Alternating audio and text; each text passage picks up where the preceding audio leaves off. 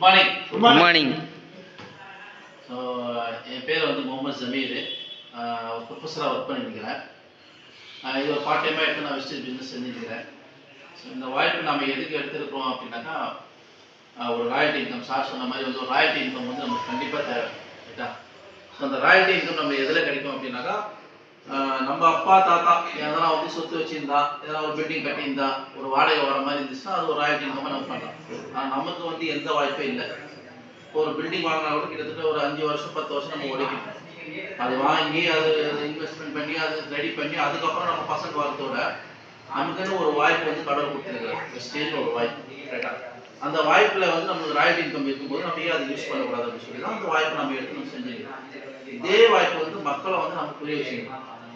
இந்த வெஸ்டேஜ் வியாபாரம் எப்படி அப்படின்னாக்கா, நான் இப்போ ரீசனாக வந்து நிறைய விஷயம் கற்றுக்கிறோம், இன்னும் நிறைய விஷயம் நம்ம கற்றுக்கிறோம். அந்த மாதிரி ஒரு பாயிண்ட்ஸில் வந்து ஒருத்தர் நம்ம கிட்ட கேட்டாரு, இந்த வெஸ்டேஜ் வியாபாரம் என்ன, வெஸ்டேஜ் வியாபாரம் என்ன அப்படின்னாக்கா, நிறைய பேர் சொல்ற விஷயம் என்னன்னா, இதுல பொருள் வாங்கணும், ஆளை வந்து சேர்க்கணும் அப்படிதான் நினைப்பாங்க. ஒருத்தர் வந்து என்கிட்ட கேட்க போது ஒரு எக்ஸாம்பிளா வந்து நான் சொல்லும் போது என்ன அப்படின்னாக்கா, வெஸ்டேஜ் வியாபாரம் என்ன அப்படின்னாக்கா, ஒரு கம்பெனி வெஸ்டேஜ் ஒரு கம்பெனி வந்து 20 வருஷமா இருக்கு. அந்த கம்பெனி வந்து பொருள் தயாரிக்கிறாங்க. கிட்டத்தட்ட அவர்கிட்ட ஒரு 400 மேல ப்ராடக்ட் இருக்கு.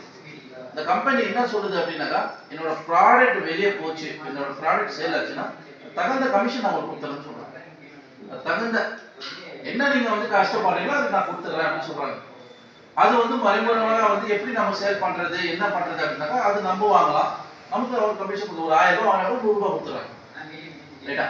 இல்ல சார் நம்மளால வாங்க முடியாது அப்படின்னாக்கா, நம்மளுக்கு ஒரு கமிஷன், நம்ம மற்றவங்க சொல்றதுக்கு ஒரு கமிஷன்.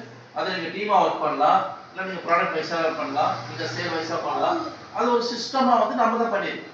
அந்த சிஸ்டம் நம்ம ஃபாலோ பண்ணி நம்ம கரெக்டாக புரிய வச்சோம்னாக்கா நம்ம நெக்ஸ்ட் லெவலுக்கு போகிறதுக்கு ரொம்ப ஈஸியாக இருக்கும்.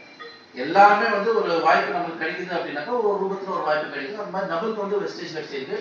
அது பெரிய வந்து லக்கி. நம்ம எடுத்து செய்யலாம். மற்றவங்களுக்கு புரியுதோ இல்லையோ, 100 பேருக்கு 10 பேர் புரிஞ்சா கூட ரைட், அதில் ஒருத்தர் செஞ்சா கூட ரைட். நம்மளோட வாழ்க்கையை நம்மளோட ஜர்னி வந்து பண்ணிட்டே இருக்கலாம். ஸோ விஷயம் தேங்க்யூ.